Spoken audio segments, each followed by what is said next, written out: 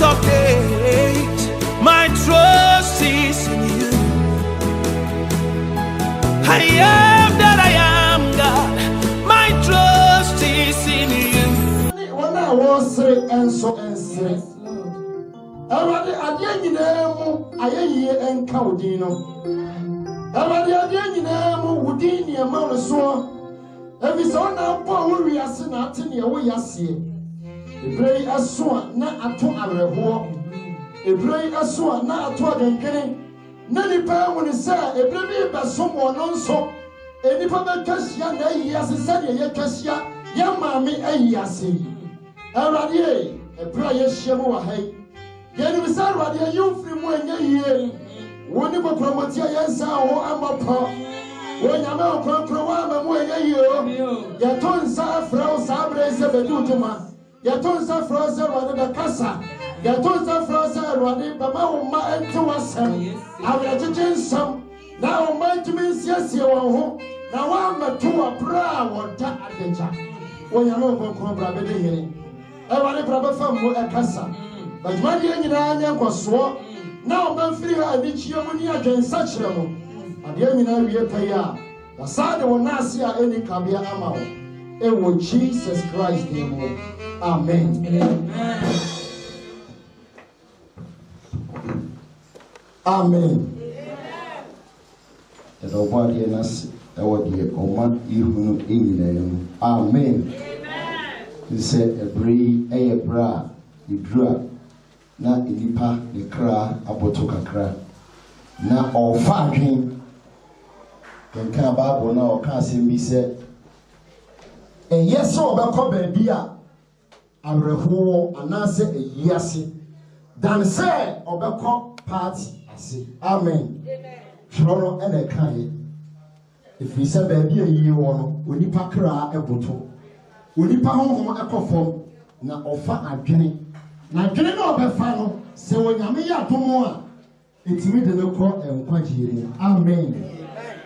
And until you bet ye Namia Sambakra. A seven what da, Nenso, it's ye da, the be free by a tearing poop and a year pay. Nene, why drink and you bring me a general. And my dear be our wedding and now swallow. When you get my bar, so yet must to that when you go Jesus. Amen. Say, she had a blessing, 30 minutes in the casa. Now, if you don't follow. The crew had the wow in 7 years. Only to me, I think ever possible. Now, was and I said, oh, don't, yeah, I'm my young brother. When I see what I'm coming, yeah, and you want to overcome. Won't be doing our first all year, not the best young brother, so no, I beg, says, seven, I know to set a year, I will teach you. Oh, Jesus, amen. Miss Rao said, or him and or hina or a pretty you for our drink and our puma, for family kakra, for family a radi kakra, Sabaya, Ritmania, a primo and for swap. A dear Bia say, O Breno, a say wompa, and until praise or tell when I said, be say, O bra, Manania for so dear mount, Sabaya be free as a criminal for, oh Jesus Christ, name. Amen. And then your child same beer, what do the dean say? Set your house in order. And we say what to profanity. Amen. Or say set your house in order. What's your say? Or say to walk any fear ye. To walk any fear. Amen. Yet we say Bible no can be a preparation towards therefore. And also be present towards any kind of travel. Yeah, in Nipa, able to a pine beer.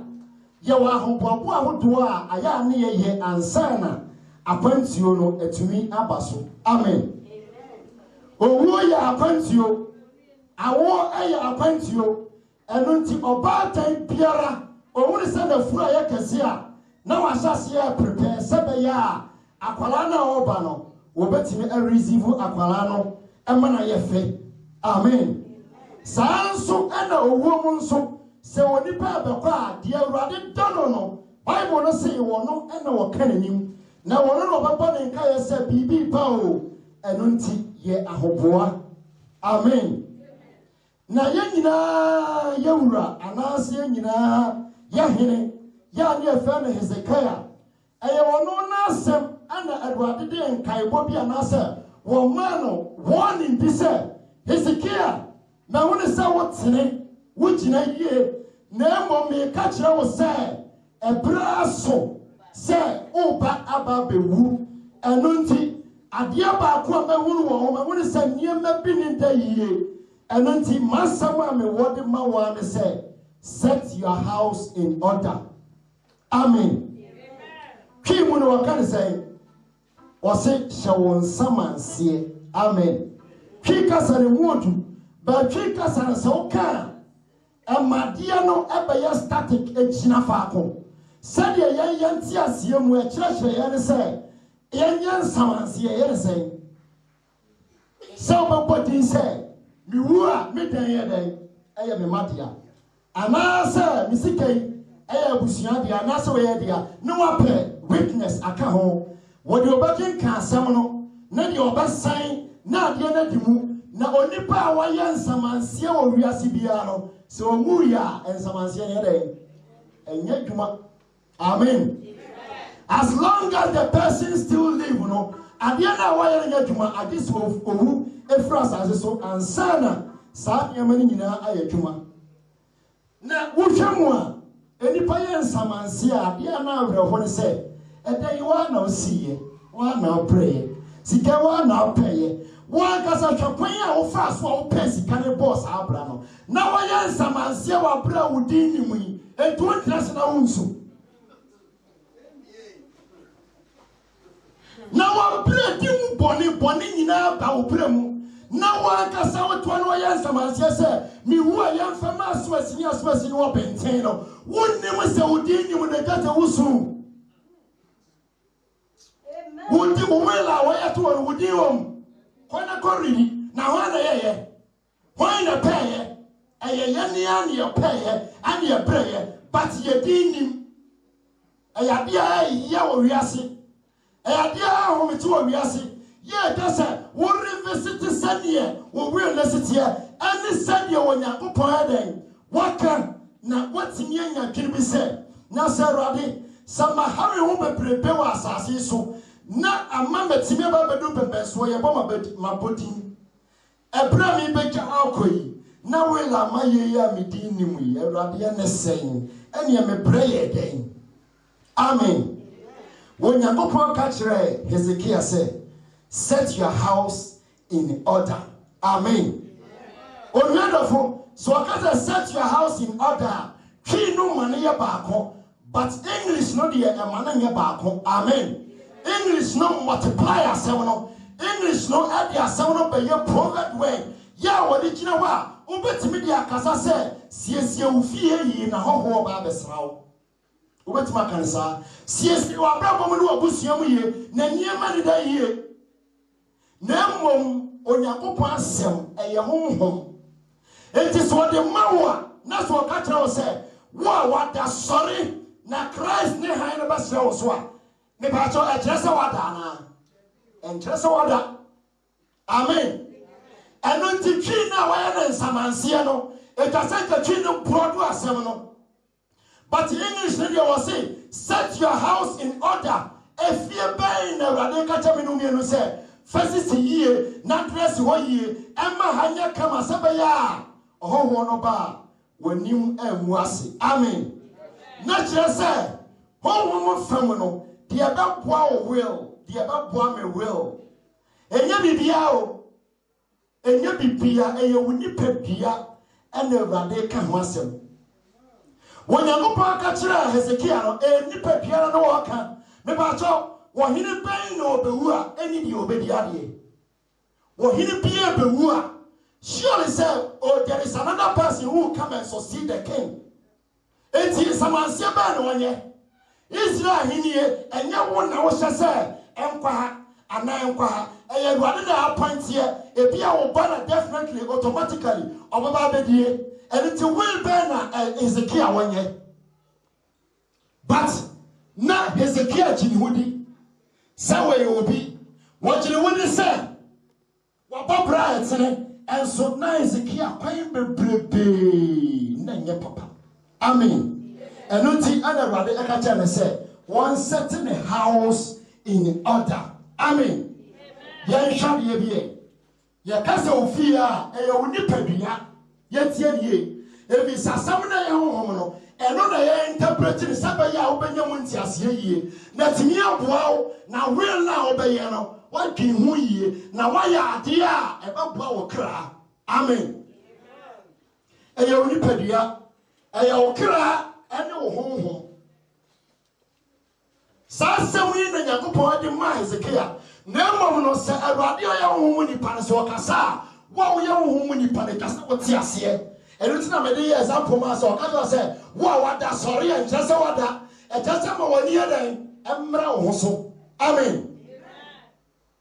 Enu ti wo honam dua wo kra ene honhom. Nemo honam dua no de wo be jana ha. Amen. Na okra ne ho no eno na eye ufia Bible ne dan oka eho asem a kire me yom yenu. Amen. Eniba bebre ntiase aso okra o ana so honhom.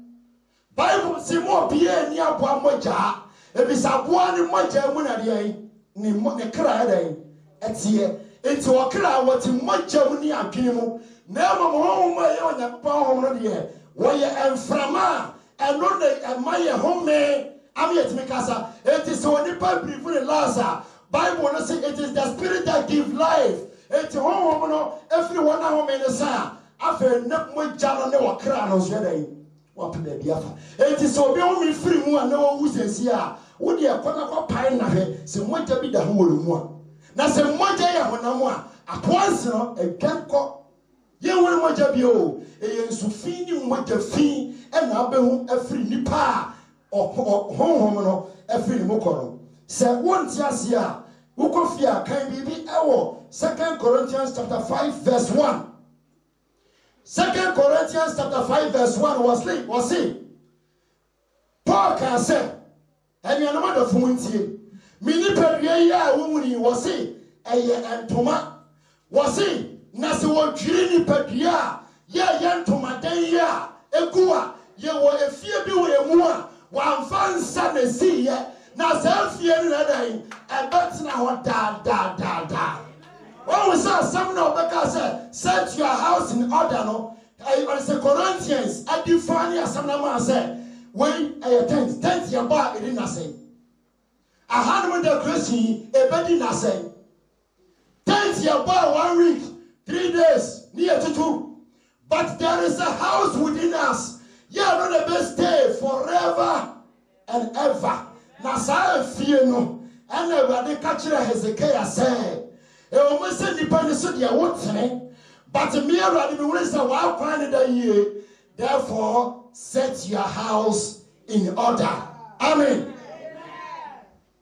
That ye fear ye jaho and ye brapa will and ye jani pebi asabe wa mere hwe fifra wotie hwamane a wohuru hwe kromamu enkontompo na wotimi twa kontompo edi pesika bi akwa wodo bebre so but enya wodia enya wodia die ye wodia no ne wo so no ene okra no na no na Awurade ka cho mi no mienu se ena set your house in order wona wonim se pampas da ha enye hoho ba fie na nipa fam kura he hoho ba fie ahede wo bari asmasi ayawa ni wo dimirika ba kofa bola we no ya kwasha wo dimirika ba kofa wo nipa fam mpo wo ba se wani mu ase saba ya baba to wa bra wo fie ye pasapasa na Awurade si yemre no etia enunti Hezekiah ni ha wa kacha minu bi no say we should what set our house in order. Amen. You can 1 Timothy chapter 6 verse 6 to 8. 1 Timothy chapter 6 verse 6 to 8. So openi wo honoma ana wo bia obetima kan hono amai. 1 Timothy chapter 6 verse 6 to 8. Yenti asem bi ho. 1 Timothy 6 to 8. It reads. Yenti But godliness with contentment is great gain. Contentment na se ne say e dia na wo pray sa wo fa kwa money so anya bia ka ho dia wo was yes so wani no eno na ye great gain because if you no wow dia wo peno dia woti koi ufie o Ghana woti how na ochia line be woti wo mutim basa ene ma se no akopenti na ochia line be na ye say oh even toilet na kwa na ayema wo woti na akotwenfa so e wo so ne say was in your son power would you woman and ya when you be a cassia I didn't see open to us for we brought nothing into it. For was it your family be a Mary I say and we can take nothing out and I am family be a soon film but if we have food and clothing we will be content with that. Amen. And you know what can be.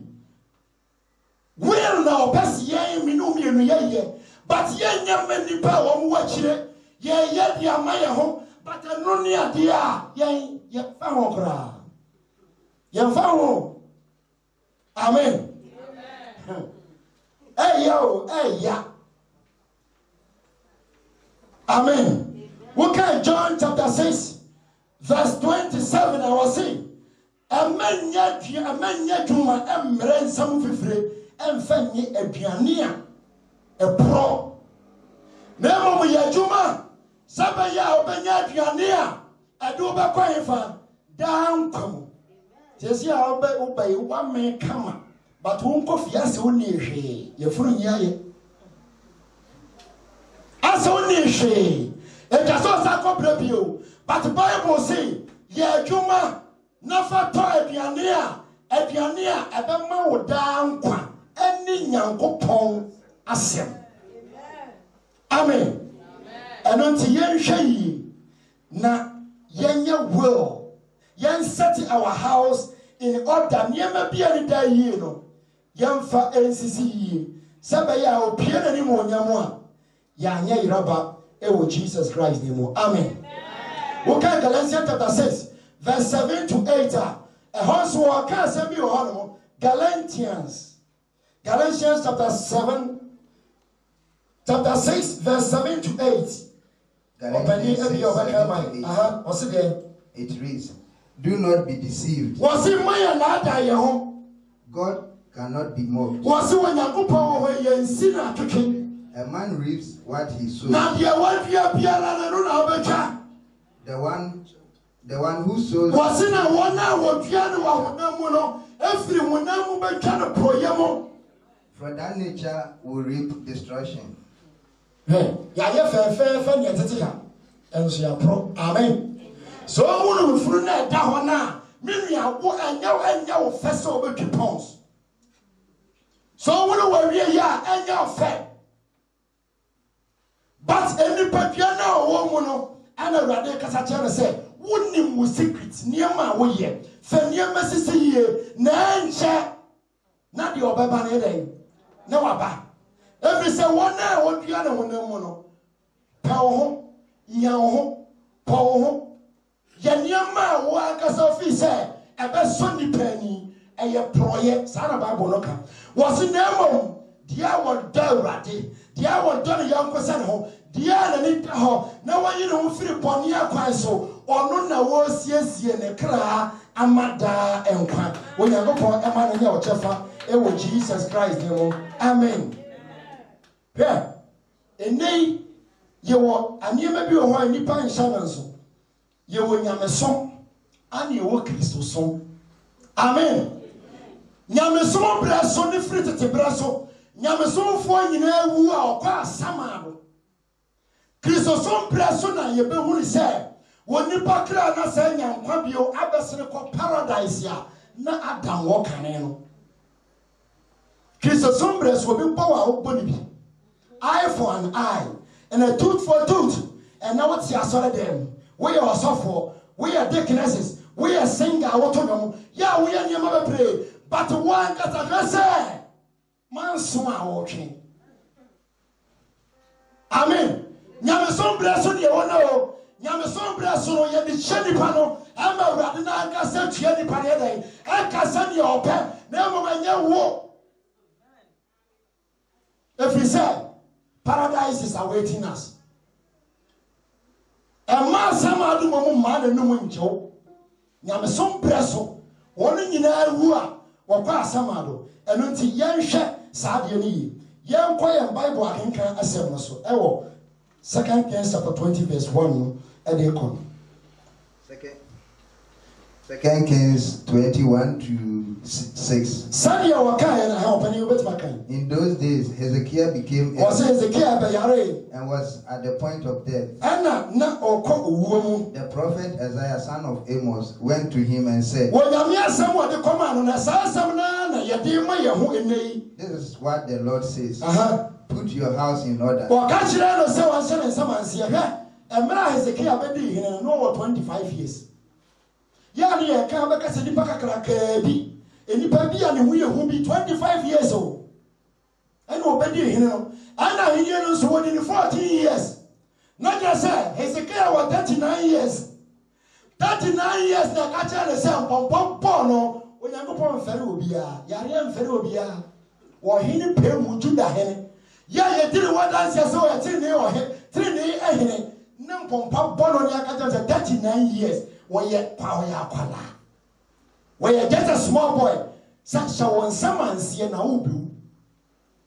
Hezekiah somebody swallow, never pa has this anonymous war, empty a bush someone near Maniama, where you Hezekiah in the pa, or shooting in our to go here, and empty when no more fam, then the penny enemy say, where they ought say, Amen.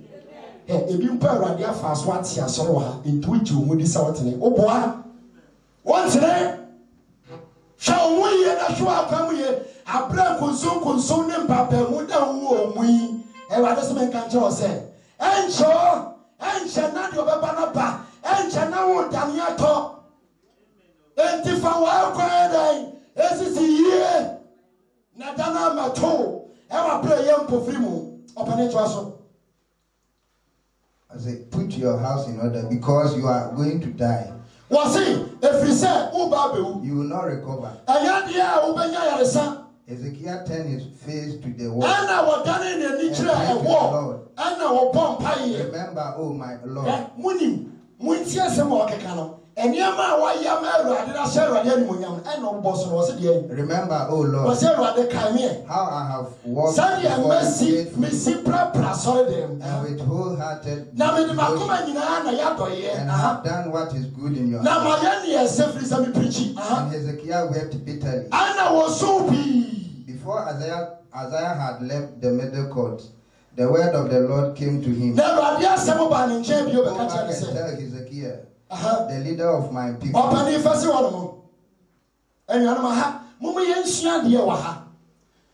Hezekiah was here, but I rather say now pint. Every so be one funny near man to see you are getting free will now, you know. Now we're not why we never found and one country. Yamia some the world it will 30%. But spiritual aspect of life, it will 70%. Because all go woman will for so many Osmano. I am a car, and the home, I don't know what they put now be a pirate, and the mano. Amen. My idea was here, Christopher, and Tiatine, and what Yassam say, for one Moses ye. One can win, one can be a warrior, but one can a winning, for one Moses ye. If you are way as for one Moses you, and fast off one as off for Nippon, at the end of Radizun. Amen. And can I say elder? No. And can I say I'm a tongue? Some ambassador and you're turning in Abbas. Oh, boy. Now, what he is the camp for your Munua. Now, one name. Amen. Now, find your message here. Now, oh, yet to me, you put Pianua, or bet me, Amen. Some of your decay, some of your decreases, and you're young shenny. Now, a dano, I'm a tree in Pufimu. Amen. Jesus Christ, catch there. Martha said, Martha, Martha, I don't know how one year in house. I saw if you how do. Oh, how, if we are see, a dear back open here, and a way of Mary Wafa.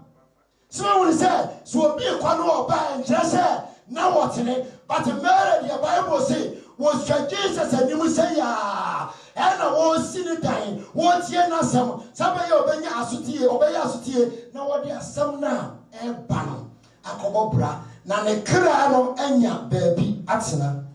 Amen. When you go home, and wow, na entumi ma wonye saa e wo Jesus din mu. Amen. Woni mu say nyampo ka so obaje Hezekiah no. Enya Hezekiah tene no boss nyina nti na wo so obaje no. Wo se mejo mia minti. Mejo waja David nti. Enti dia na Hezekiah ye. Ono na e kan ko no. Amen. Wo se waja David nti na maje okuro no. Ane mia minti nti. Enya no ye hwe yi. Na si anya wola Edano, a baba to you in Pofrimua. Yen to me and ye a horsey, it was Jesus demo. Amen. When you're upon the 15 years, and a car Hezekiah, nay you, and you're on 15 years, a yen fear bane. Open a young can be Colossians chapter 3, verse 5 to verse 5 to 8 and 9 to 10. Colossians chapter 3, verse 5 to 10. Come on. Colossians 3, 5 to 10. It reads, put to death. Yo, Honam Wino, dear Prono, dear Anfatano, dear Gassa, which channel Riasano, and when I walk on once I say a woman will, and the dear, and you know, I said, was see ye Pepia will come in Pepia. Whatever belongs to your earthly nature. Was see a dear Piara, yeah, when I'm with you, and Kuno, Jennifer. Sexual immorality. I know possible. Impurity. Was it a fee? I come myself and again. Lust. And I corner bonnet. Evil desires. I corner any part me upon to idea. Yeah, I'm one cry. And greed, which is adultery. And any prayer. Yeah, a yet a bosom song. I was saying, you see, you're some bosom view. You're near Shahon, you need bloody. The enemy could have there was them to the moon pan when they break. Na ya. Obi ba for ya chewa e ya. Obi pa makaba na kaba no fata na chewa na ya. Any prayer Bible say e ya bosom. Bosom no one koton som no. But when you brad ya, what down when it's ya sorry fientino. Ya what down when it thing in say Hezekiah no. Bible say yen free ho. E no yen sa ya mani nya dai. Because of this, the wrath of God was he waiting and a Yakupon Abufuo Bayan Sui. Amen. And until any son of winning and few. Na enche na ye ko. Opening fire call Ecclesiastes chapter 3, verse 16. Ecclesiastes chapter 12, verse 5 to 7. Can you hold on rather? Ecclesiastes 12, 5 to 7. When men are afraid of heights. Was he a bedroom baby? Yeah, one Casawaya Bermadi and Subesu. And of dangers in the streets. Now, Ubesu, Ronoso, another street, a humabao. When the almond tree blossoms and the grasshopper drags himself along.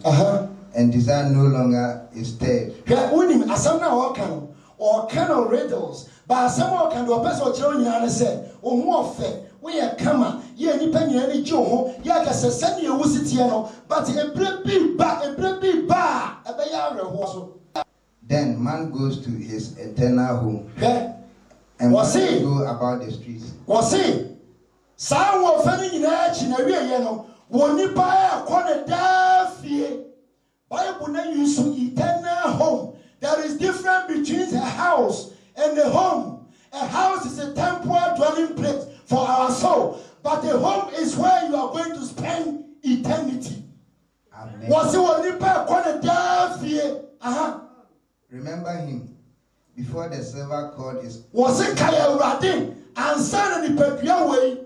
A commandant say, or the golden bow is broken. Anna Ehinana, Yadiko Siono Sweden, a pie. Before the pitcher is shattered at the spring. or the wheel broken at the well. Yes. And the dust returns to ground. Ebanisa was it. Dotia no safa infant.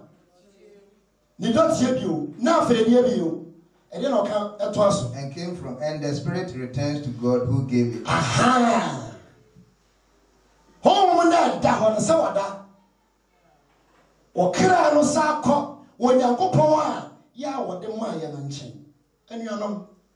Wo be na wo ye dia ma ho. Wo be na wo ye dia ma okra. Wo ka Ecclesiastes chapter 3 verse 16 was say, "En nari asia ye wo mu baby edi asam nkontom pa hye homa e de bonifo hye homa e na asore dem nso atrene wo ho no e ho so nkontom po eni abonifo agye aboso ama bibia hye homa enu nti sa opese onya nkwagye a age se woni ele ebre amen yantutu ya akwan yi na enche na de obeba no na waba amen wuni mi won krofo bi wo ho a omo anya wo eno wuye enya wo le ye no honam ni bio wo mo anya wo wo mo sunsun mo eno mo ye wo aka se woni bibia o kan wo Luke chapter 16 verse 19 no somebody for ni o hiani no wo mo ewi on say o hiani ne tiwiase but na wa ye wo la mind ye ama ne kra wo sikane no so tiwiase o wu ye no minim se enipa dom be che na ade ye den afa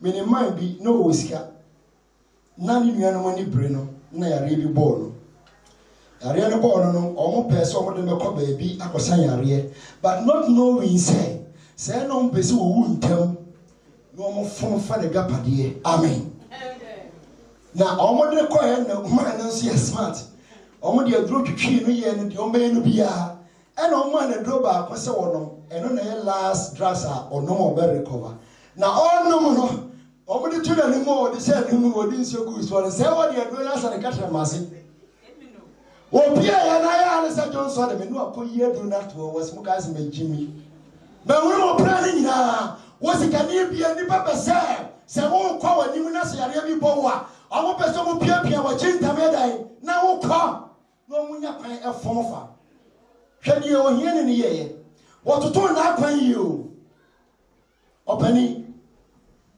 who can call Jude who can call heat way back Jude who can call Jude chapter 1 verse 9 or say now Moses our ye nyina ye pani no owi the bra Moses who ye no bon sam ko fa ni funu enna obafo Michael so call ye enna on ne pri e funu no ho enwanom enipa no so ye wo la nkan to kwa besinachi waya wela enkantokwa enkebesi na chi munum sia anya wela ye fie ene ye niam kakra ya peno ene some company bia no entokwa si akira na but we here we can Jude chapter 1 verse 9 or say na angel Michael ene obonsam apre wan fro Moses fro hadentia Moses na je emran sem dunumaye na so en ka di tono mi hono na Bible no me yati ase se ofon enonti wa nuru asase ne so onadofo me mpese ebra obe daniato na Satan ene obofo apiriwu funu ho hwan na befa se wa mo nso ye kra na ye funu hia wo o mo so piriwu se de wiasefo apiri ade ho no na wa mo nso piri wo funu no ene wo kra no ho yensiesie ye ho nsie sabaye da no emeto ye ewo empofri mu wo Jesus Christ name amen we can 2 Timothy chapter 4 verse 6 2 Timothy chapter 4 verse 6 openi asori dokin ka Bible no asori we can 2 Timothy chapter 4 verse 6 wo kan ekwa wo kan asem bi wo hono na asem a wo kan no hweniye na mark ho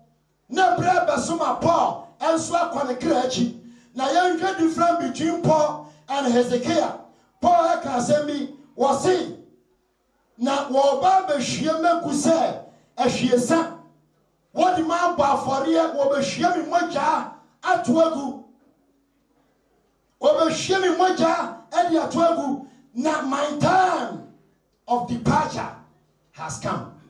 Ebra mi be frasa ati so edu okopano makori. Americano metu. Gideon makora wonim no we no yama ni ho. Wa anya sisia dan, wa anya fa niewu, amba fiefo ni nipa be fa fom. Ama sabe de oyo tamfo de wa nwuru obre. Aba be fa be dini basa. Bible say aba sa ya nwumpa na mfa faso woso. Na Paul say ebre be so mamako na so okopano makori. Gideon makora Americano metu afedie akadie menkwa aboti na mini aniano mo hwe compare Paul to Hezekiah.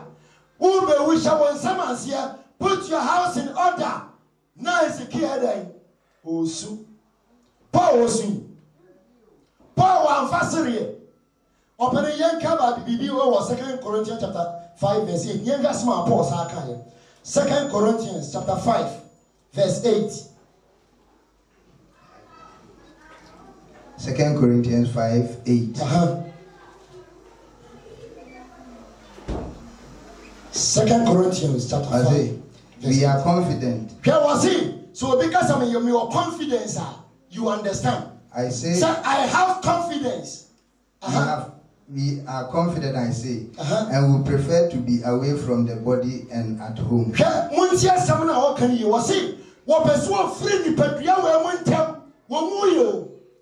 Was me person free ni padua we mu ntam no na me pe me ho mete ni padua we mu ameti me nia somdua me person me free mu ntam na me ko fa na oko to be away with this the body away from the body and at home with the Lord with the Lord wo person free wi ase we mu mpeden e ko ni nyankopon tem enchen tem na wo hwe Hezekiah na osu na Paul so pese owo mefa na ntam na won firi mu nko efiri se ba bia wakoma wo no ehwo na yifa wada pade anse den ewo mfa wakoma nhye wiase ne niema ne wo bre ne ade na ntoma no sesi aduru 500 wo ye selection kura wo bre nsa na wo ntwa putu so ba akodi aba asore ne nyina nya odia ntoma 500 ne nyina nya odia. Now the same thing na the baby always yantoma. Na baby ba be peku. And also nyawodia. And nothing na Paul per se. Wa pentama fini baby animaden akofie because Paul is assured of himself say the house eye orderly.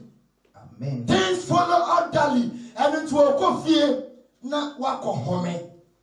Minia, ye meni so. What kind Psalm 90 Verse 10, when you must say, was saying, Yen Fiena, and your son, that is 70 years. Now, bro, swampo, any 80 years. For us, so family, national calculation, you know. Will be 70 years, sir. Would the number kuma, we are saying 25,550. And number kuma, would you know. 70 years no. 25,550. And as I see what you have, that's when you're 50 years. 25,000 was being cancer said, what can we 18,250? Now get 25,000. That's what can we 18,000. I can say. Metifri mono dia cano 7,300. Who are 50 years about one calling 70 years because the first 70 years you are calling in Aya, but I'm some as it's in your day. A man for life for now, both and while I go with me, Kobe. It's your horror and carry a fan castle to 70 years. I assign 25,550 days. So better than the months are 840 months. I yank it to heavy. I yank it to heavy. It is a 50 every one. Naka 7,300 days. And you know, dear bad day, and ye pay. As I see a year, dear, or soon or bread, or how Yan shaya mamia, yan brother can wasemi. Sanya was a church free, was such a free Islam, father Islam, mother Islam, and yet a grown up Islam. But the Bible no can see a baby to ya, ne mawa woman in Yamia Sam, a man said, Shaye, Nadia Wajim Pano, was say, I am the way and the truth and the life, and no one goes to the Father except through me. Now what she and someone now what the communion. Ya eye aduane was a mene enkwabo enkwapa no a me salifri so me ba ye moja edi mana na wi e was sane so na de obeji medie no minti se umpa obesa sori bi. Amen. Ayo no yantutu ya kwayi if you say awreho yantutu ya kwayi na dano ama metuye empofri mu. Your last quotation Job chapter 14 verse 5. When was he? Was he? God have determined our days and numbered the kind of month that we are going to spend on this earth. Abosome any amira any fear was shining in out to her. Now, bra was at was here, but I suffer being who bit me. I saw you. Was the one to me cross up? Yantutu ya kwan na edano ama ametu yempofri mu minimu de how minimu abrabo a wotim minimu osu a wosu minimu wiase abrabo a woni akwakoti so a ama ontumi entwa woni na wonhwe won kwaje nyankopon no kwa. That is your own will, that is your portion. Dia yawo dia no hwe obrei hwe mu how hwe mu abuku wiase Europe for Grandpa a West as a domain. Amen. Fasikabra will nip him about the Sian or the cop. Now, what was next month, Metia, now can't name him or never be a woo, come our bra, a cat, and a good watch. But one million of a crown. What crown you are, million back on crown.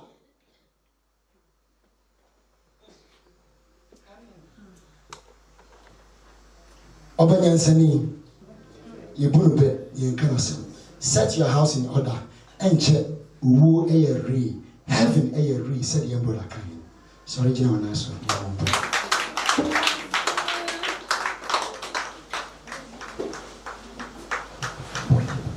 When you Yamashe was so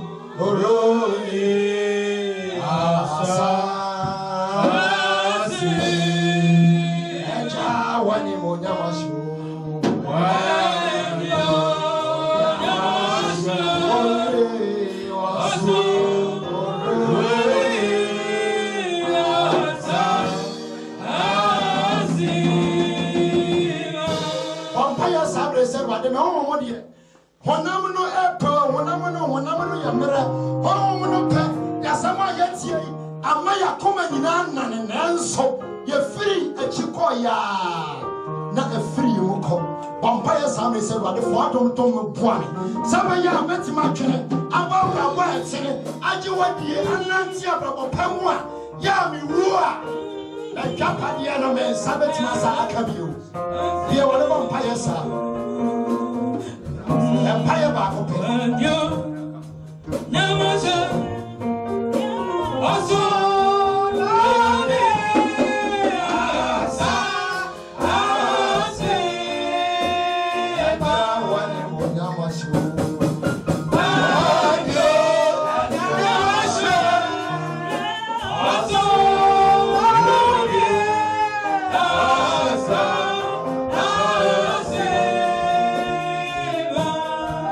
brother Jackson about